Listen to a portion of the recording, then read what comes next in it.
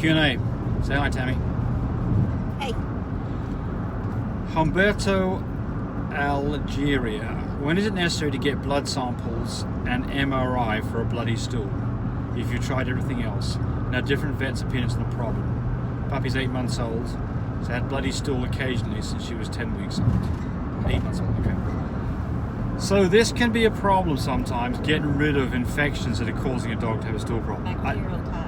Yeah, I have never ever known of anybody that's done an MRI. Oh, the MRI doesn't make sense. No, it's something. I mean, what I would be doing. Blood work. I'd be doing blood work. Absolutely. So yeah, I think that, look, to do blood work makes sense. It's inexpensive. Probably won't show anything, but maybe it does, and it gives you an idea to go. Especially if you've tried lots of stuff and it doesn't work. Maybe they can send you on to a, where's this guy live? Onto a specialized. Yeah. Well, he's been to a number of vets, he says. Oh. Okay. So most of the time, these, there are some things like strongles. If you've got horses around, dogs can be infected by strongles. It's hard to find that. We've had that problem. We do have horses. We had a dog that had a similar kind of problem. It ended up being strongles, and we got the right treatment for that and fixed it. Yeah, and I mean, she wasn't anywhere near horse poop, but they said that's where it came from. But well, she had it. Yeah, she had it. So strongles. I'm not saying that. Remember, she came across from the ponds. Yeah, so she was overseas, right? Across the Atlantic. Yep. Or is that the Pacific? Most of the times when you have problems with diet problems, it's either Coccidia or Giardia, the most likely things, or parasites in general. So I'm sure you've been through this, but what I do in a dog that's difficult to do anything with is I give it 5 days of safeguard, which is a general dewormer, and I start there because it will also get rid of things like Giardia and Coccidia. One of the vets that he went to, that he said he went to several vets, told him that information. Well, that's why they're asking us, because they're not getting any answer from the vets. Not getting satisfied with the answer. So I would give 5 days worth of safeguard. It's safe. Just see if that helps. If that doesn't help, then I would be doing a Giardia snap test. So you can lots of times have a fecal test done for Giardia, and it doesn't show up. But in fact, if you do a snap test, which is very easy, and by the way, we sell those tests on our website. That's you can do it yourself. www.mybreedersupply.com. There you go. Yep. Snap test. All you got to do is take a little bit of poop, put it into a little container with some fluid, give it a good shake up, 2 or 3 drops into a little slide, wait about 5 minutes, get the results.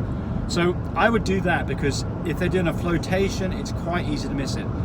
Then if that shows up, you give metronidazole. If that doesn't fix the problem, then I would automatically be giving them some Albon or parental pyramate for Coccidia, because I suspect it's one of those things, but it can be difficult sometimes. And the other thing, by the way, is maybe put them on a different diet. So this could be diet related, so I'd go onto a very bland chicken and rice type diet too, and see if that helps the situation.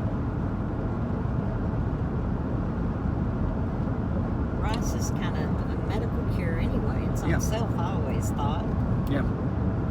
Here's one for Tammy. How many days do you start giving the French's mush? Oh, you mean the baby moose? Yeah. When you start feeding your puppies mush? Yes. Gosh, like 4 weeks is good, because they've got their teeth. They get their teeth at 3 weeks, and little nubs, and then they come on through. So anywhere from 4 to 5 weeks, I would feed. Now there's situations where you have to do it earlier, and you really got to mix it up with goat's milk, make it real thin and gravy type. Yeah. So you can't give any mushy food until they start to develop some teeth. Mm-hmm. Normally, like you say, that's about 3.5 weeks. You can feel 4 weeks. Yeah, you can feel some nubs in there. Their teeth start coming in at 3 weeks. You'll feel the nubs. They don't need teeth to eat the mush. No, they can lick it up. If it's ground up puppy kibble, that's a different story. Yeah. But if it's the canine starter mousse, it's very, very. Well, when you add goat's milk to it, it's like a gruel. It's like a gruel. Yeah. So if you've got a problem where you've got a dog where mum's milk's no good, then get them on it sooner than later. And I mean, you could try that at 3 weeks. It'd probably be okay. I don't think much before that's any good. But typically, another reason is that mum's not treating her puppies very well. Yes, you don't have enough milk. or she doesn't have enough milk. These are all reasons to get them on mush. Or she's starting to look like hell because she's not getting enough calories. These are all good reasons to get on the mush sooner than later. Yeah.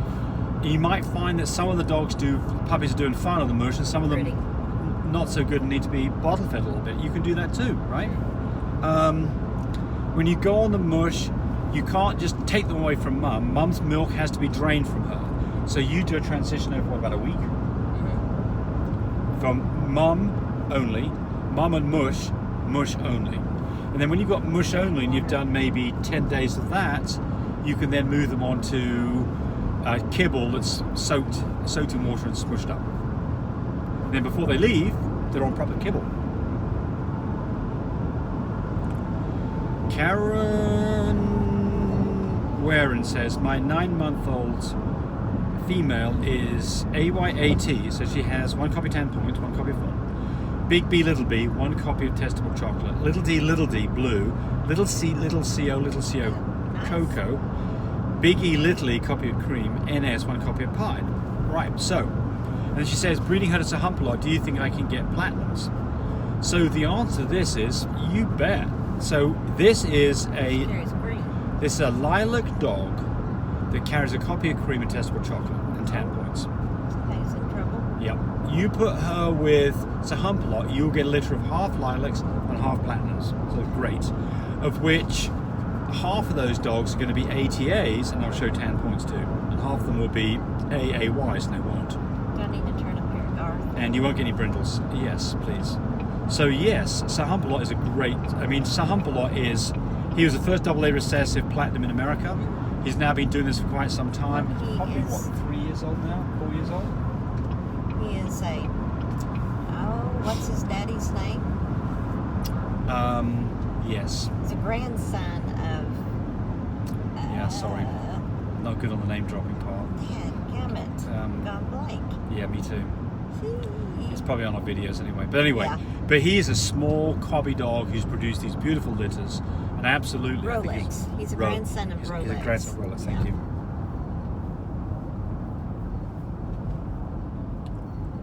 Yeah, this is the last one. Yeah, Should we made him. We did. Should a Merle dog always produce Merle dogs?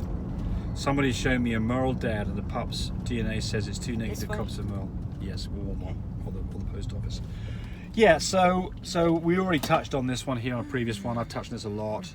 But the answer is a Merle dog should have only 1 copy of Merle and will only give that out to half the litter on average. So the other half the litter will not show Merle, won't have Merle in their genes, and they have nothing to do with Merle.